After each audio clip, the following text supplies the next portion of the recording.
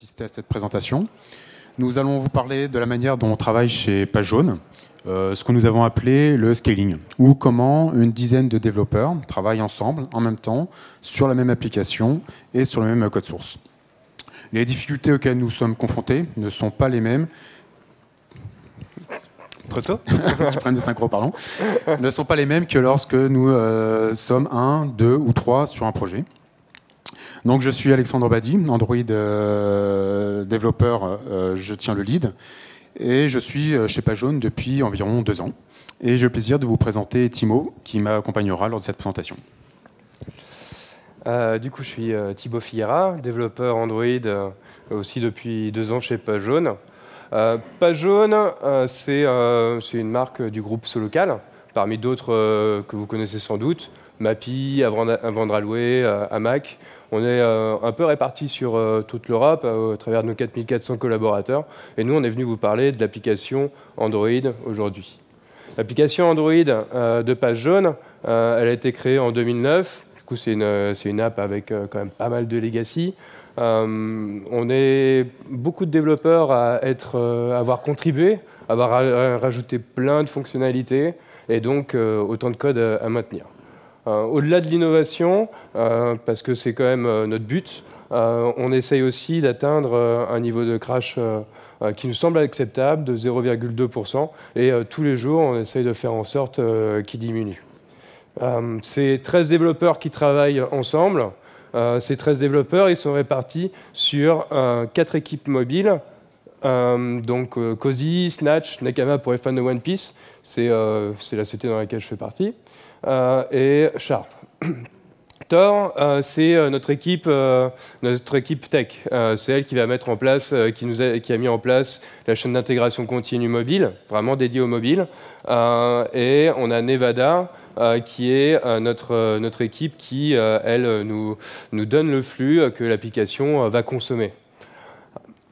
Vu qu'on est en Feature Team, forcément, on a tous les corps de métier qui sont représentés. Donc Team Leader, Product Owner, Designer, Développeur, ouais, que en heure. Du coup, parmi tous ces corps de métier, on est quand même beaucoup. On est 3 développeurs Android et 3 développeurs iOS, tous ensemble. La particularité de la Feature Team, c'est que son périmètre fonctionnel est bien défini. Du coup, il y a quand même un petit risque de... moi qui travaille sur la carto et sur la fiche de description du professionnel, je risque de ne pas savoir ce que mes copains de Snatch ils font sur la prise de rendez-vous. Du coup, la vraie question qu'on s'est posée, c'est comment arriver à créer une transversalité entre les feature teams et comment faire en sorte que le savoir puisse communiquer. Donc en fait, toute la problématique a été de mettre en place des pratiques transverses qui permettaient de rassembler les développeurs qui avaient été dispersés entre différentes équipes et nous assurer que nous allions tous dans la même direction. Donc cela commence dès l'arrivée d'un nouveau développeur. Lors de son parcours d'intégration, il passe dans chacune des équipes des feature teams avec laquelle il reste 1 semaine. Ça lui permet de se familiariser avec l'application, mais également de découvrir un peu tous les sujets qui sont spécifiques à chaque feature team. Ça permet aussi de rencontrer toutes les personnes qui concourent directement à l'élaboration du produit, donc une 60aine en tout. Nous avons également mis en place des conventions de codage, des ateliers d'architecture pour homogénéiser le code, et nous vérifions leur bon usage lors de relecture de code. Nous avons également à nos dispositions des outils tels que le feature flipping, qui permet de contrôler à tout moment le comportement de l'application, et une chaîne d'intégration continue. Alors, la chaîne d'intégration continue, à chaque ajout de code, elle passe automatiquement tous les tests, et livre et déploie une nouvelle version de l'application. Elle a été développée en interne pour nos besoins, et elle est basée sur une solution Bitrise. Alors, lors de cette présentation, on ne va pas pouvoir aborder tous les sujets, donc nous allons nous focaliser sur le feature flipping et la relecture de code. Juste un petit aparté sur la manière dont on fonctionne. Nous respectons le Git flow. C'est-à-dire que tout notre code est hébergé sur GitHub. Le code principal se retrouve sur la branche Develop. Et à chaque nouvelle fonctionnalité, nous créons une branche feature sur laquelle nous développons. Lorsque la fonctionnalité est terminée, nous ouvrons un pull request, le code est relu, éventuellement corrigé, puis nous mergeons sur la branche Develop. La relecture de code est assez ancienne chez PageJaune. C'est quelque chose qui a été mis en place pour améliorer la qualité du code et détecter au plus tôt les anomalies, pouvoir les corriger, éviter que des bugs se retrouvent en production, mais aussi éviter des allers-retours chronophages avec la validation. En relisant le code de mes collègues, je me tiens aussi au courant des nouvelles fonctionnalités ajoutées dans l'appli et aussi de nouvelles classes pour pouvoir les réutiliser plus tard. Ça permet aussi de vérifier que les bonnes pratiques qui ont été élaborées en amont sont bien respectées. Ça fonctionnait plutôt bien, jusqu'à l'arrivée en Feature Team, où là, ça fonctionnait plus du tout. Alors pourquoi ? Pour une raison assez simple, c'est une fois que j'avais fini ma fonctionnalité, j'ouvrais mon pull request, et là, qu'est-ce qui se passait ? Eh bien, rien. En fait, le code n'était pas relu. D'où ça venait ? Le problème, c'est, étant donné que les développeurs appartiennent à des équipes différentes, ils ont des emplois du temps différents, ils ont aussi des priorités différentes, et il était compliqué il fallait faire un effort particulier pour dégager du temps pour la relecture. Ce qui voulait dire qu'entre le moment où j'ouvrais un pull request et le moment où je le fermais, il pouvait se passer quelques jours. Donc ça retardait la validation des fonctionnalités, et également je ne pouvais pas récupérer mon code pour développer les user stories suivantes. Donc tout ça ralentissait les développements et créait un climat de tension entre les développeurs. Donc on a bien essayé d'améliorer cette pratique au fil du temps. C'était compliqué, ça ne marchait pas. Donc on a décidé de tout revoir et on est reparti sur des nouvelles bases. Donc on a mis en place des paires de développeurs dont le but était de se relire mutuellement. Nous les avons appelés les Yellow Buddies. Donc c'est un peu comme des mignons, mais un peu plus viril. Donc ces paires sont formées pour une quinzaine de jours. Donc chaque développeur sait qu'il a un interlocuteur unique. Donc il sait par qui il va être lu, il sait qui il va relire. Et donc ça permet de s'organiser ensemble en fonction de nos agendas respectifs et de réserver des créneaux de relecture à l'avance. Les buddies donc, font partie d'équipes différentes, toujours dans un souci de diffusion du code. Donc ça, c'était pour l'organisation. En pratique, comment ça se passe ? Donc ça se passe en 2 temps. Donc de manière assez classique, une fois que j'ai développé ma fonctionnalité, j'ouvre un pull request et mon buddies fait de même. Nous relisons chacun le code de l'autre et effectuons nos commentaires sur l'interface de GitHub. Une fois que c'est fini, nous rejoignons et là nous fonctionnons en pair programming.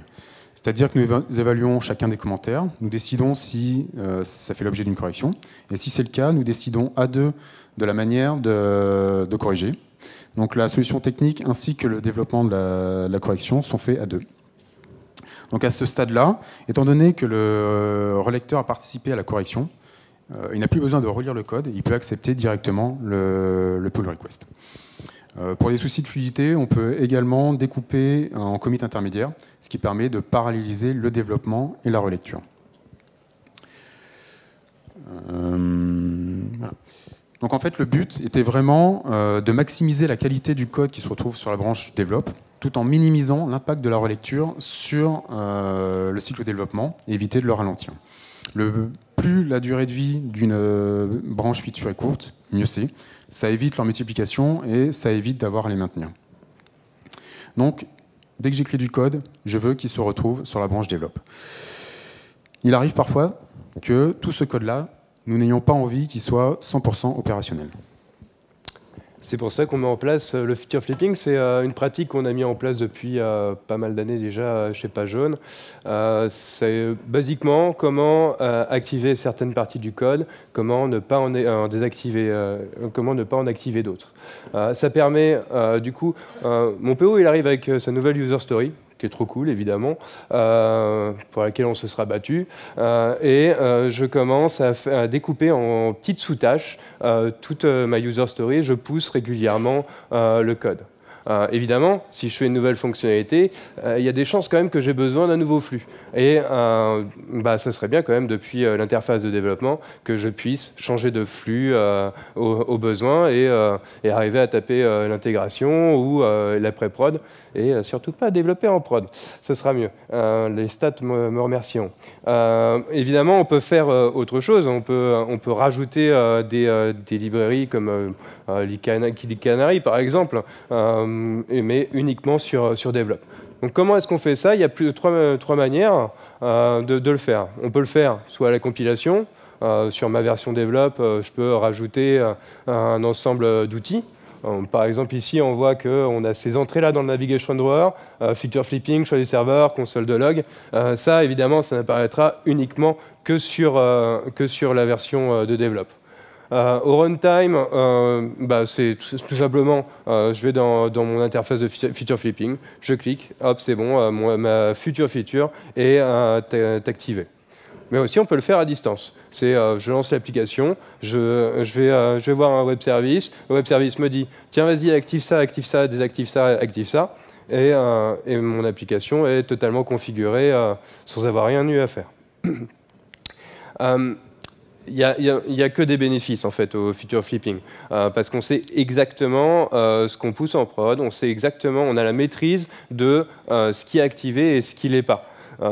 Tout le code est disponible pour les collègues. On travaille en trinôme, du coup, mes deux autres collègues, quoi qu'il arrive, ils auront toujours mon code. En plus, ça a le bon goût quand même de forcer à découper en sous-tâches et de vraiment lotir chaque développement. Bon, le feature flipping, c'est bien, mais après, il ne faut pas non plus qu'il y ait plus de clés de feature flipping que de code. Ça, c'est quand même un risque. C'est pour ça qu'on a mis en place tout un cycle de vie du feature flipping. Donc mon PO arrive avec une très bonne idée. On va remplacer toutes les pop-up, toutes nos anciennes pop-up qui ressemblent bizarrement à celles d'iOS, puisque c'était un peu l'idée à la base. On va en faire des matériels. Super. Par contre, j'aimerais bien que toutes les pop-up matérielles elles soient d'un coup. D'accord, mais il faut que je passe dans tout le code. Bon, très bien. Je mets en place ma clé de feature flipping. J'ajoute, je mets mes nouvelles pop-up partout. Si pop-up matériel, alors je fais ça. Sinon, je passe sur l'ancienne pop-up. Une fois que j'ai tout fini, que mon PO est passé, que le designer est passé, voir est-ce que j'ai bien tout fait, et la recette évidemment à valider, je l'active. Une nouvelle version est shippée. On attend 3 releases, histoire d'être sûr que le code est suffisamment robuste, évidemment. Et je vais commencer à supprimer le code de l'ancienne pop-up et je vais supprimer ma clé de feature flipping. Donc, le feature flipping, comme la relecture, c'est vraiment juste un échantillon de nos bonnes pratiques. Voilà. Belle transition. Super transition, merci. Donc pour résumer, on a dû revoir nos manières de travailler pour mettre en place des pratiques transverses au feature team qui nous avaient séparés, nous développeurs Android, et qui nous permettaient de travailler de nouveau ensemble, dans de bonnes conditions, de manière efficace. Comme les pratiques, donc on en a vu qu'une certaine partie aujourd'hui. Donc je rappelle qu'il y avait tout ce qui était convention de codage, atelier d'architecture, lecture de code. On a aussi la possibilité de collaborer autour de projets R&D auxquels nous dédions une demi-journée par semaine. Ces pratiques évoluent au fil du temps, elles ne sont pas figées en fonction de nos nouveaux besoins. Également lorsque des nouveaux développeurs arrivent qui nous font partager leur expérience. À ce propos, je souligne que Page Jaune est constamment à la recherche de nouveaux talents. Donc n'hésitez pas à venir discuter avec nous sur le stand. Il n'est pas difficile à trouver, il est juste en face de la tireuse à bière, donc vous n'avez pas aucune excuse. Donc je vous remercie pour votre attention. Et nous avons terminé.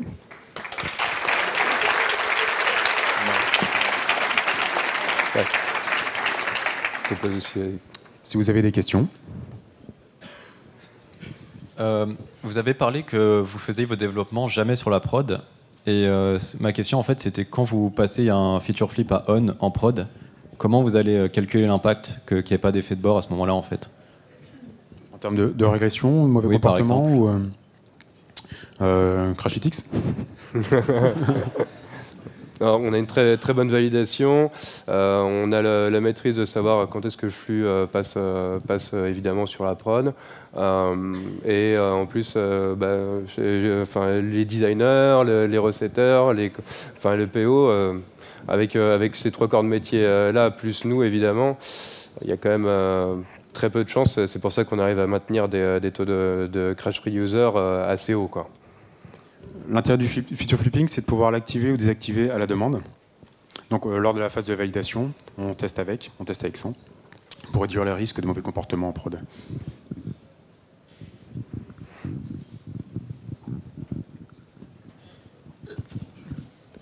C'est pas super chiant d'avoir à maintenir du code legacy pendant 3 releases alors qu'on va plus du tout l'utiliser? Et est-ce que vous n'avez pas eu des problèmes des fois avec justement des bugs qui intervenaient, ou alors vous changez une feature à un endroit et vous devez quand même garder ce code-là pour 3 releases qui sert à rien? C'est un peu le prix de la sécurité malgré tout, et honnêtement, vraiment, sans bullshit, non, c'est pas très, très compliqué, hein, pour le coup. Pas ce genre de problème. Ça apporte beaucoup plus de bénéfices que d'entraves. Vraiment. Historiquement, c'était beaucoup plus. Donc 3 releases, c'est plutôt court. Après, c'est aussi la possibilité, une fois qu'on a mis une fonctionnalité en production, de pouvoir revenir dessus si jamais on change d'avis, que ce soit pour les raisons techniques ou fonctionnelles.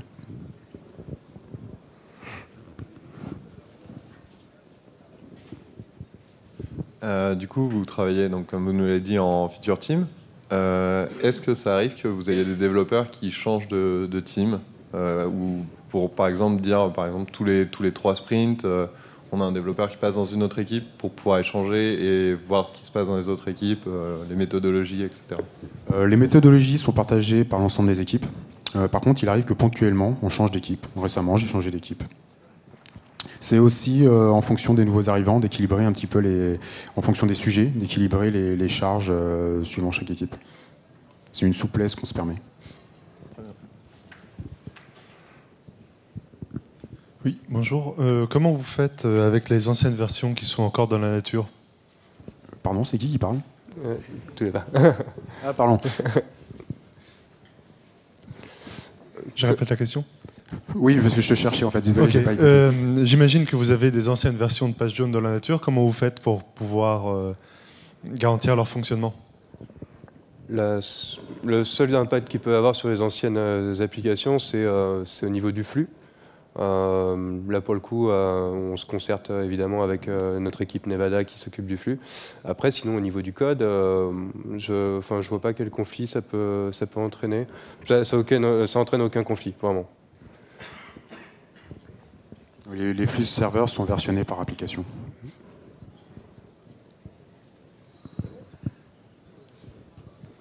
Tout à l'heure, vous avez dit que je suis là.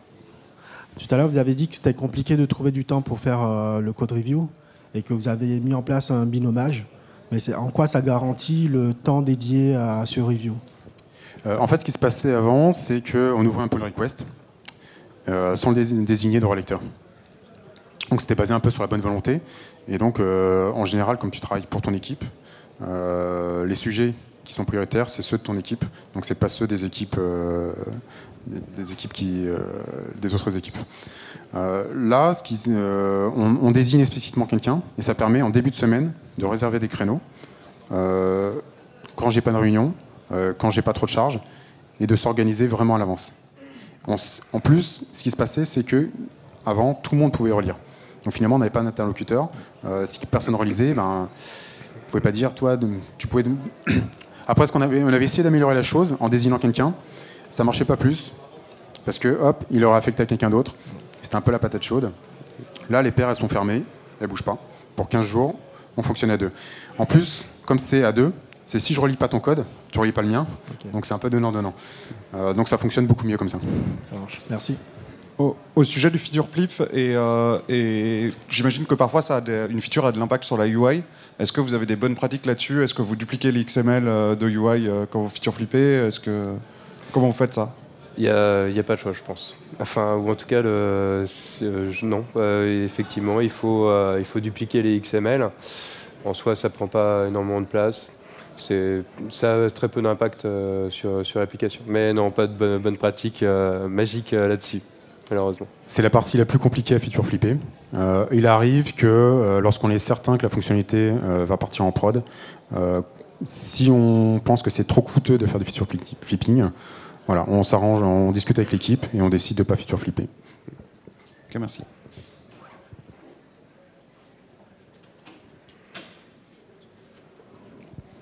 Merci à tous. beaucoup.